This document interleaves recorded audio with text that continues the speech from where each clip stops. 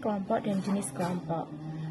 Kelompok adalah dua atau lebih individu yang dibentuk untuk berinteraksi dan saling membantu untuk mencapai sebuah tujuan bersama. Nah, kelompok ini dibentuk menjadi dua macam, yaitu formal dan informal. Kelompok formal ini dibentuk oleh sebuah organisasi dan memiliki tugas serta struktur yang jelas, sedangkan kelompok informal itu muncul secara alami dari hubungan sosial, pertemanan, atau minat yang sama. Dalam banyak situasi kerja, kedua jenis kelompok ini tuh memang memiliki peran yang penting dalam mendukung efektivitas organisasi. Sebagai contoh, di tim formal dapat fokus dalam menyelesaikan tugas, sementara di kelompok informal itu lebih membantu menciptakan lingkungan kerja yang lebih nyaman dan meningkatkan koherensi antar anggota. Memahami apa itu kelompok dan bagaimana kelompok itu terbentuk menjadi langkah awal bagi manajer untuk menciptakan tim yang efektif. Tahapan perkembangan kelompok yang pertama adalah forming, storming, norming, performing, dan yang terakhir adalah adjourning, di mana tahap pertama yaitu forming adalah ketika anggota kelompok itu bergabung, yaitu memperkenalkan diri dan mulai memahami tujuan serta struktur kelompok di tengah ketidakpastian peran. Nah, selanjutnya adalah storming, yaitu tahap munculnya konflik seperti perebutan kendali dan perbedaan pendapat mengenai arah kelompok. Nah, setelah konflik ini mereda, kelompok itu memasuki tahap norming, di mana hubungan antara anggota itu menjadi lebih dekat dan muncul rasa kebersamaan atau norma atau aturan kelompok yang awalnya belum disepakati itu menjadi sudah disepakati semua. Dan tahap performing, yaitu struktur dan peran yang sudah stabil, yang awalnya perannya itu masih tidak pasti.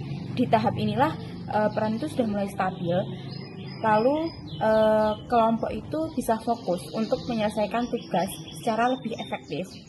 Nah, untuk kelompok sementara ini ada tahapan terakhir, yaitu adjourning, yakni pembubaran kelompok setelah tugas itu sudah selesai dilaksanakan.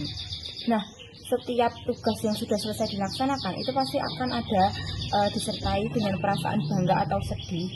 Meskipun model perkembangan ini umum digunakan, kelompok itu tidak selalu bergerak secara berurutan.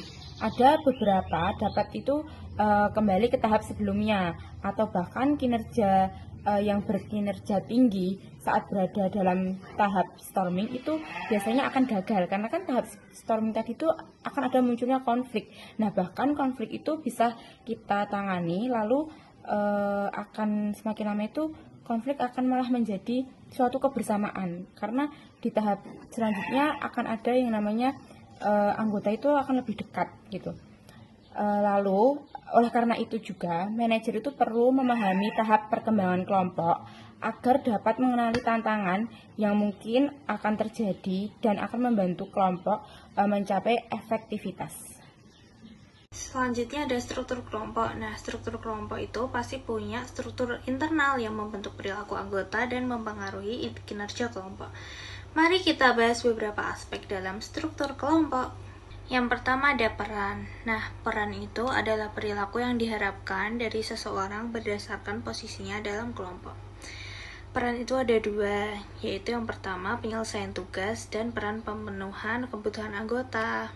Yang kedua ada norma. Norma itu adalah standar perilaku yang disepakati kelompok. Manfaat norma sendiri yaitu mengatur tingkat kerja, ketidakhadiran, ketepatan waktu, pakaian, dan loyalitas. Norma mempengaruhi kinerja lebih kuat daripada kemampuan individu. Norma juga bisa berdampak negatif jika menoleransi perilaku penyimpangan kayak bohong, terus menipu, seperti itu. Yang ketiga ada konformitas. Konformitas ini adalah individu cenderung menyesuaikan diri untuk diterima dalam kelompok. Studi Asch menunjukkan individu sering memberi jawaban salah demi menyesuaikan diri dalam kelompoknya. Yang keempat ada sistem status. Sistem status ini adalah posisi seseorang dalam kelompok. Bisa informal kayak usia, pengalaman pendidikan, atau formal seperti jabatan atau fasilitas. Yang kelima ada ukuran grup. Kalau kelompoknya kecil, hanya berkisar 5-7 orang, maka cepat menyelesaikan tugas dan efektif untuk tindakan. Kalau kelompoknya besar, 12 orang atau lebih baik untuk pemecahan masalah dan memperoleh banyak ide.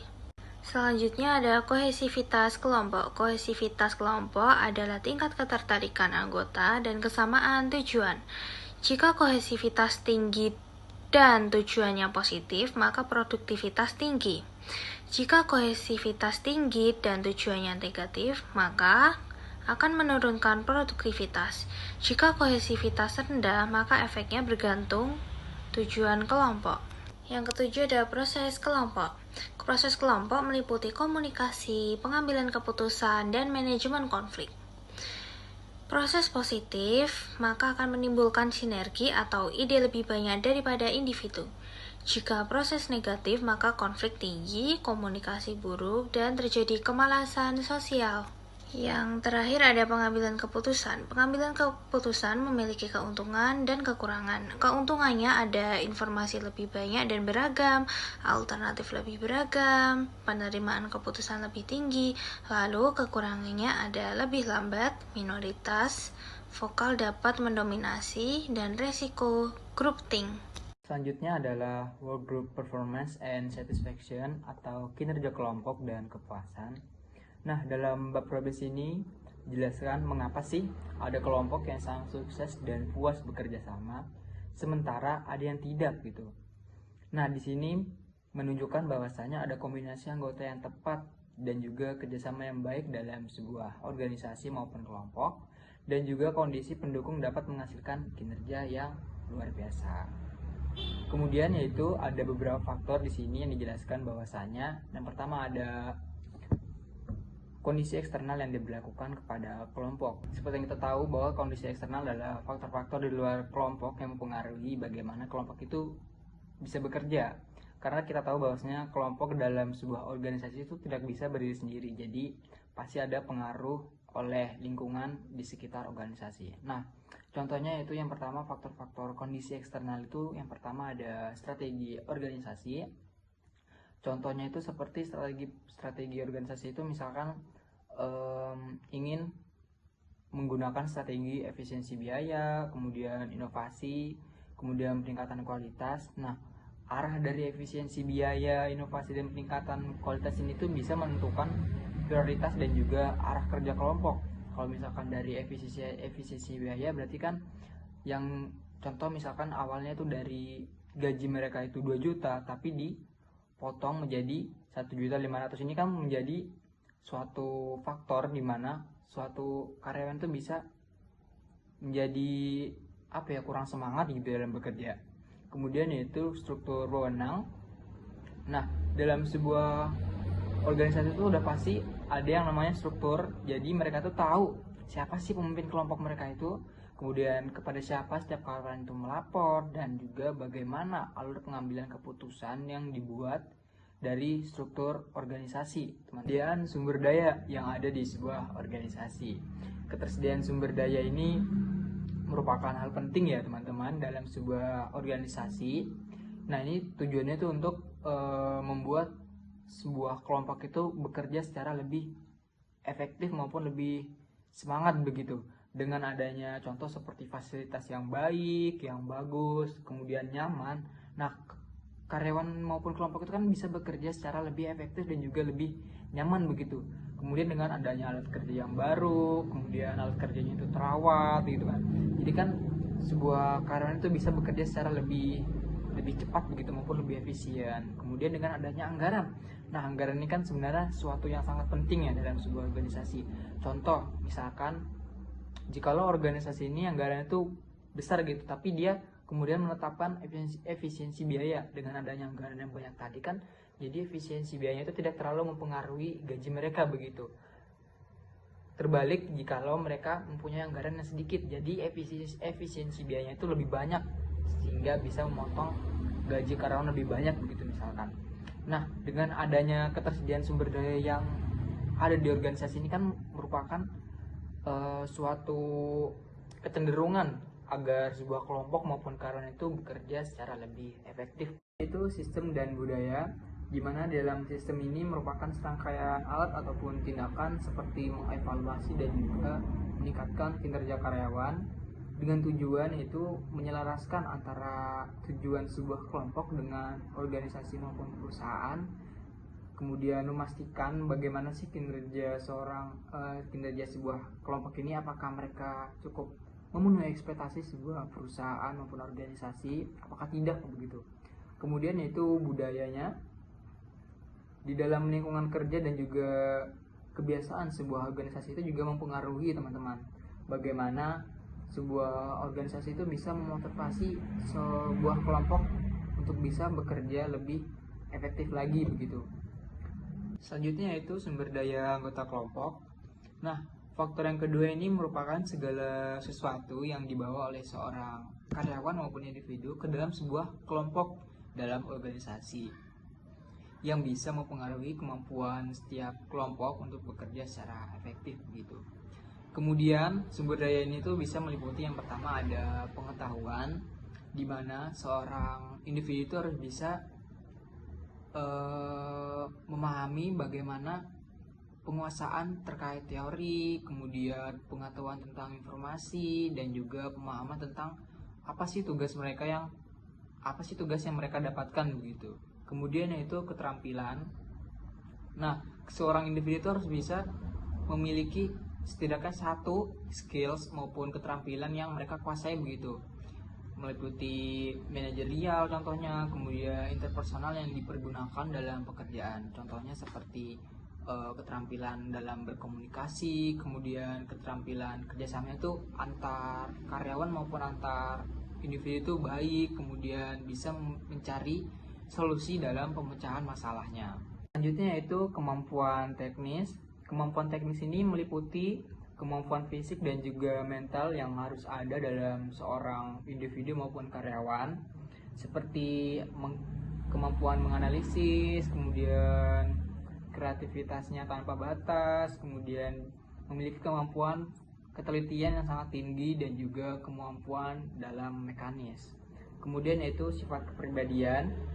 Sifat kepribadian ini juga sangat penting bagi seorang karyawan begitu untuk menunjang bagaimana sebuah kelompok itu bisa memaksimalkan bagian tugas mereka.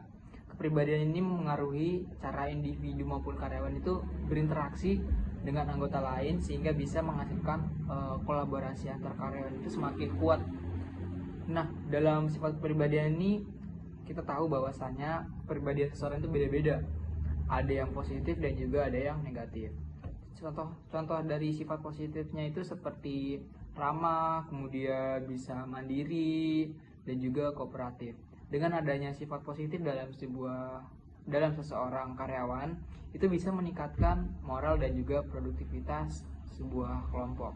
Kemudian yaitu sifat dari negatifnya itu contohnya seperti otoriter dan juga sulit menyesuaikan diri dalam kelompoknya, sehingga dengan adanya sifat negatif dalam seorang karyawan ini bisa menurunkan kinerja dan juga menciptakan konflik dalam sebuah kelompok begitu. Selanjutnya adalah mengubah kelompok menjadi tim yang efektif. Pertama, mengapa tim itu penting? Saat ini sebagian besar perusahaan besar menggunakan tim karena tim jauh lebih fleksibel dalam menyelesaikan pekerjaan, dapat menghadapi perubahan secara cepat. Tim juga mampu menangani tugas yang kompleks karena menggabungkan berbagai keterampilan dan pengalaman. Selain itu, tim dapat cepat berkumpul, fokus pada tujuan, menyesuaikan strategi, dan menyelesaikan pekerjaan dengan lebih efektif dibandingkan dengan individu. Lalu apa sih perbedaan kelompok dengan tim? Kelompok kerja di sini hanya bertukar informasi dan membuat keputusan dasar tanpa perlu bekerja secara kolektif.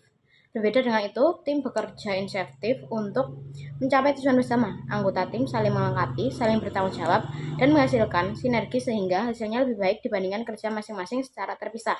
Yang ketiga, ada jenis-jenis tim kerja. Yang pertama ada tim pemecahan masalah. Di sini tim pemecahan masalah hanya fokus memberi saran untuk perbaikan proses pada suatu perusahaan. Dan yang kedua ada tim swakelola. Di sini tim swakelola bekerja tanpa pengawasan langsung dan bertugas untuk mengatur tugas dan keputusan sendiri. Yang ketiga ada tim lintas fungsi. Di sini berasal dari berbagai divisi dan cocok untuk tugas inovasi atau proyek besar. Yang keempat ada tim virtual. Tim virtual bekerja jarak jauh menggunakan teknologi seperti video meeting atau platform daring seperti Zoom, Google Meet, atau yang lain.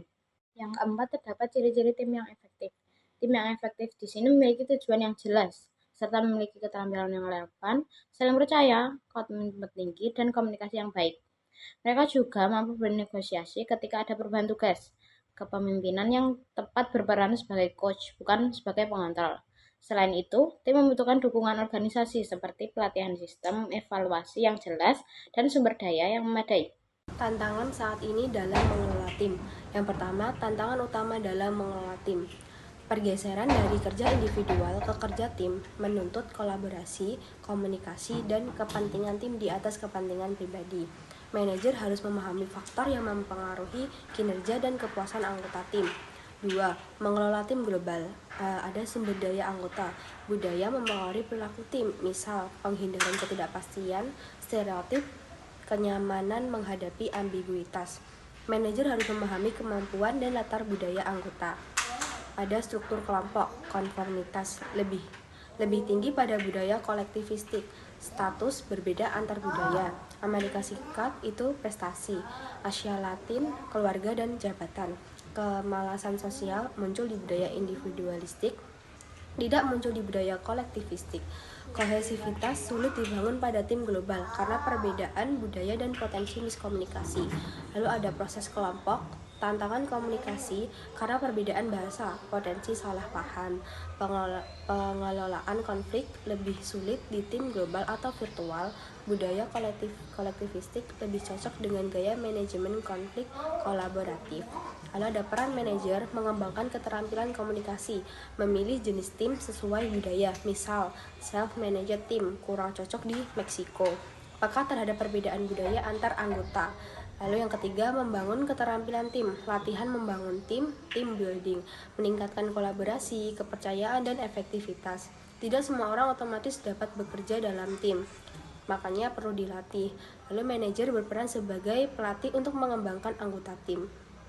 Jika seorang tidak cocok bekerja tim, lebih baik ditempatkan pada tugas individual. Lalu yang keempat, memahami jejaring sosial. Jaringan sosial, hubungan informal di dalam tim. Relasi informal mempengaruhi efektivitas kerja. Kerja lebih lancar jika koneksi interpersonal kuat.